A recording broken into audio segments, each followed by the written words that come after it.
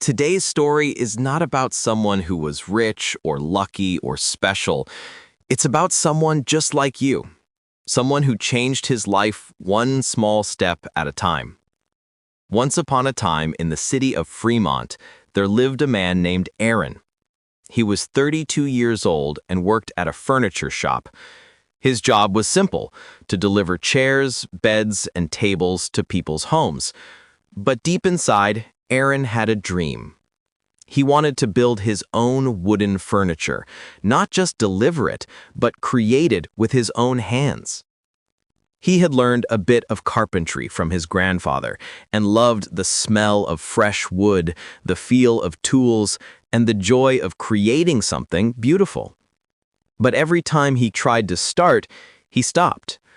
"I'll try next month," he told himself. "I'm too tired after work." And 1 month became 2, then 3, then a year. His dream was still alive, but quietly sleeping inside him.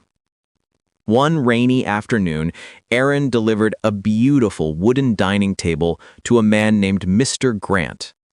The house was warm and calm, with soft music playing in the background. Every piece of furniture looked handmade, from the bookshelves to the coffee table. Aaron couldn't stop looking. "Did you make all these?" he finally asked. Mr. Grant smiled and said, "Yes, I used to be a delivery man like you. Now I run a small carpentry business from home." Aaron was shocked. "Really?" he asked. Mr. Grant nodded. "Yes, I started small. I woke up early and worked 1 hour every day before my job, even when I was tired, even when I didn't feel like it." "But how did you stay motivated?" Aaron asked. "I didn't," Mr. Grant replied. "I was disciplined. Motivation is like the wind. It comes and goes. Discipline is like the earth. It stays." Those words hit Aaron deeply.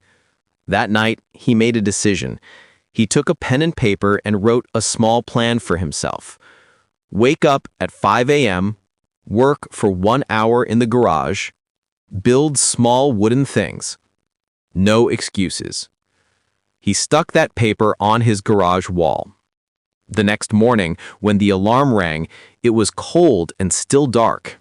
His bed was soft, and for a moment he wanted to stay, but then he remembered Mr. Grant, and he got up. His garage was messy. He had a few old tools, some wood, but no fancy machines. Just a dream and a little courage. That morning, he made a small wooden box. It wasn't perfect. The corners weren't straight, but when he held it, he smiled. It was real. Aaron continued every day. Wake up at 5 a.m., enter the cold garage, and start building. Some mornings were hard. Sometimes he dropped a nail or cut the wood wrong.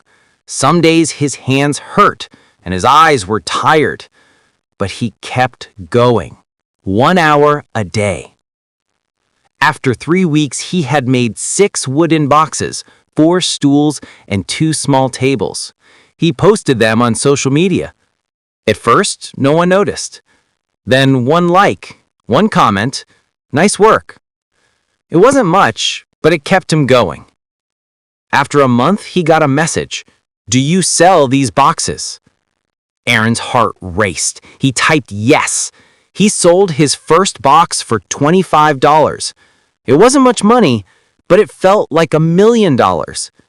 He celebrated with a cup of coffee and a big smile. That night, he worked an extra hour. Slowly, people started noticing. Can you make a bookshelf? Do you build tables? The orders grew. One evening while working, his old heater broke.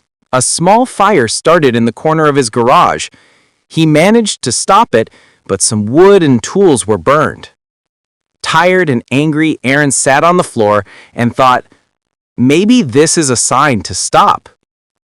He called Mr. Grant, who listened quietly and said, "Fires come in every journey, some outside and some inside you. Don't let either stop you." The next day, Aaron cleaned his garage, bought a new heater, and went back to work.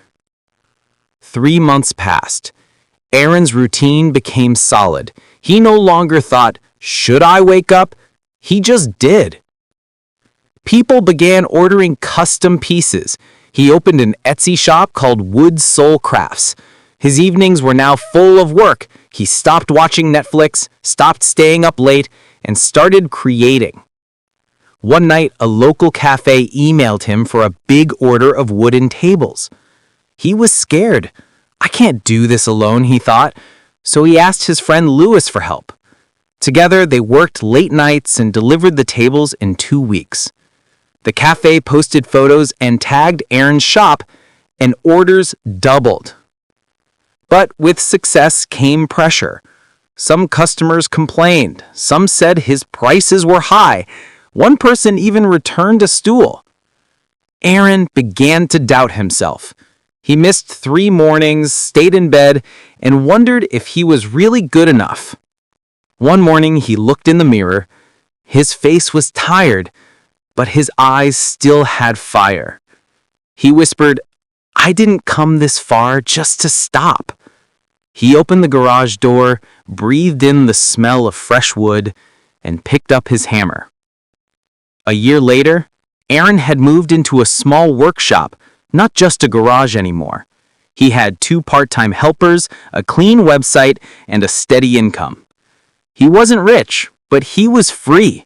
Free to build, to create, and to live his dream. And every morning he still woke up at 5 a.m. because discipline wasn't just a habit anymore. It was who he was. Aaron often gave talks at local schools and events. When people asked, "How did you change your life?" he smiled and said, "I didn't wait to feel ready. I just showed up every day." On the wall of his workshop hung his favorite quote: "Discipline is choosing between what you want now and what you want most." So if you're watching this and thinking, "I want to do something great, but I never finish anything," remember Aaron. He had no extra time, no extra money, no special tools, only a dream and the discipline to follow it. Now, go and build your dream.